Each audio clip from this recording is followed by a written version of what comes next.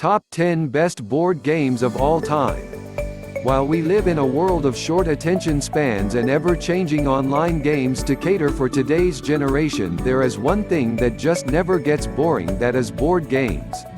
I guarantee that each of you have played at least one of these incredible top-selling board games, some of which have sold millions of copies and been played by billions of people worldwide. Check out this list of the top 10 board games of all time. Number 10. Ticket to Ride.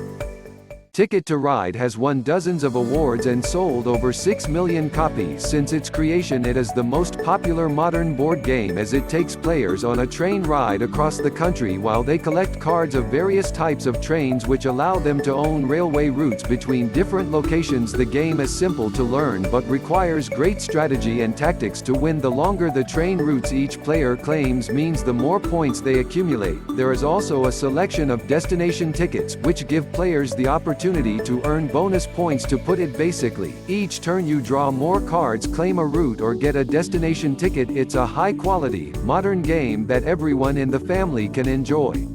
Better get tracking. Number 9. Dominion.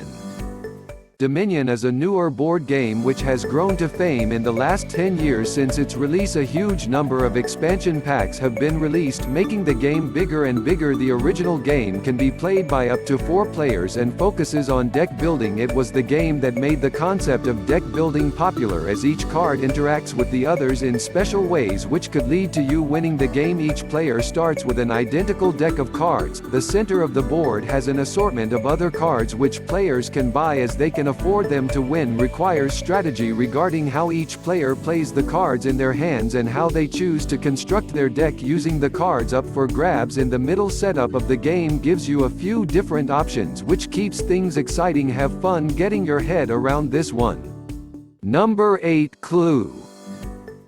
Cluedo in some places is the number 1 classic detective game which requires the solving of a crime. There is one murder with 6 suspects. The aim of the game is to determine who the murderer is, what weapon they used, and what room the crime was committed in. To do this, you must make your way around a mansion into all the different rooms. Each player has been dealt an equal number of cards which have each suspect weapon and room on them. Once you reach a room, you are to ask the player to your left if they have a particular character, weapon, or room, and they must show you if they have one of the 3 cards you have asked for. In the case that they have none, the question goes to the next person to the left. Through process of elimination, you can cross off each suspect, weapon, and room and eventually make an attempt at solving the homicide. In the case that you are wrong, you are out of the game and play continues with the other players. This is definitely a game you want to keep your poker face on for.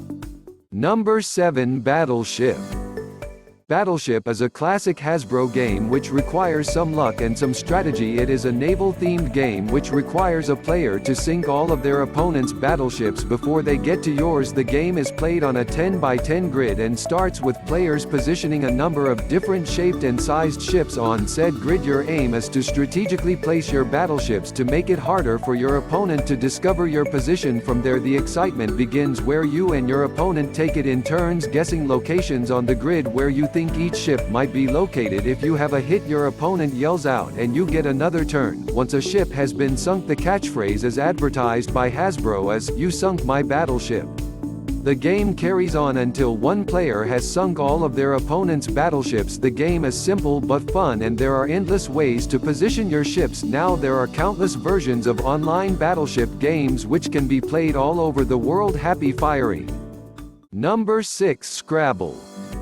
Scrabble was a game invented by Alfred Mosher Butts during the 1930s, the time of America's Great Depression. Little did Butts know that his game would be a life changer for many and would bring smiles to families who had little left to smile about. For years he analyzed popular games such as chess, checkers, and bingo and came to the conclusion that word games didn't reach the same popularity as other games because there was no score. Thus, Scrabble was born. The game is simple but requires a lot of thinking. Players start with 7 tiles. each with a letter and its corresponding points typed on front. After each turn, players take more tiles to replenish their hand each turn. The player forms a word using the tiles in their hand, and the points are calculated based on what squares the word is placed on. The words, however, must be attached to the words that have already been played out. This adds an element of difficulty to the game once a player has played all their tiles and there are no more remaining in the pool, or once there are no more words possible to be made. Players calculate the sum of their scores. Players with tiles remaining deduct the sum of points from their hand from their total. Your winner has the greatest number of points. Legend has it that the point system for each letter as generated by Butts was formulated from the letter's likelihood to appear on the front page of the New York Times.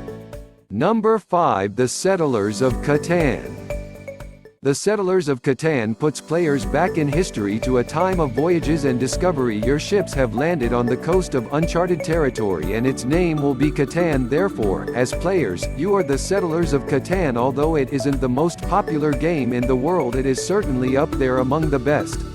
It is of course another game based on trade and economy. The aim of the game is to take over the island of Catan, although there are no fights or eliminations of other players. Instead, the players use the island's natural resources to build cities and trade goods with one another. At the end of the game, there will be one person who has earned enough points to be deemed the dominator of Catan. While the goal is to have the most points by the end of the game, it is impossible to win without trading with your opponents and sometimes giving up valuable resources. This is where the strategy comes in. Pay attention to what you need and what your opponents need and form a strategy to ensure fair trading and ultimately win. Number 4. Risk. Created in 1957 by Frenchman Albert Lameris, it was originally titled La Conquête du Monde, which translates to the conquest of the world. Parker Brothers then brought the game to the US and retitled it to a more appealing sounding Risk.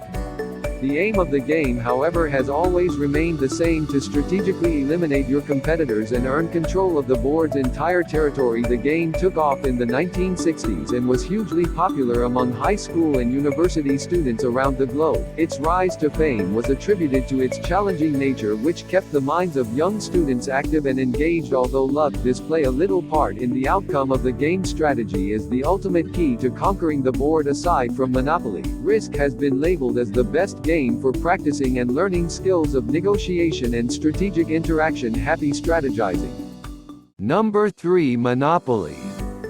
Monopoly is one of the most popular games in the world. I'm sure almost all of you have played it at least once or twice, or at the very least have heard of it since its creation in 1935. More than 250 million versions of the game have been purchased and played by more than 1 billion people. Being one of the most popular board games known to man, it was officially inducted into the National Toy Hall of Fame in 1998. For anyone who hasn't played, Monopoly is a real estate-based board game played by up to 8 players. The main aim of the game is to be financially stable while simultaneously forcing opponents into bankruptcy. Each player moves around the board purchasing properties and building hotels which opposing players must play to land on. As one player builds up their empire, the rest will slowly dwindle until there is only one player remaining with all the money. While chance can help you win or lose faster, it is essentially a game of strategy. The original game was set in London, however now there are hundreds of versions of the game with many destination and movie themes.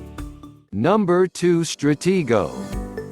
Stratego is a game where two opponents use pieces of opposing colors, typically red and blue. Each piece has a number rank on one side, which is played face down so they are unknown. When a piece is moved to an opponent's square, the pieces are flipped, revealing the numbers, and the piece with the smaller number is eliminated from the game. In the case that the pieces are of matching digits, both are removed from the game. The ultimate goal is to remove all of your opponent's pieces or force them to surrender. True to its title, this game is one that appeals to strategy enthusiasts and harkens back to World War II. Since it was released, more than 20 million copies have been purchased worldwide, with particular success in the US, Netherlands, Germany and Belgium. Now, similarly to chess, there are national and world championships organized each year, as well as having new online versions released. There are a number of sci-fi themed versions of the game, definitely one to give you a headache.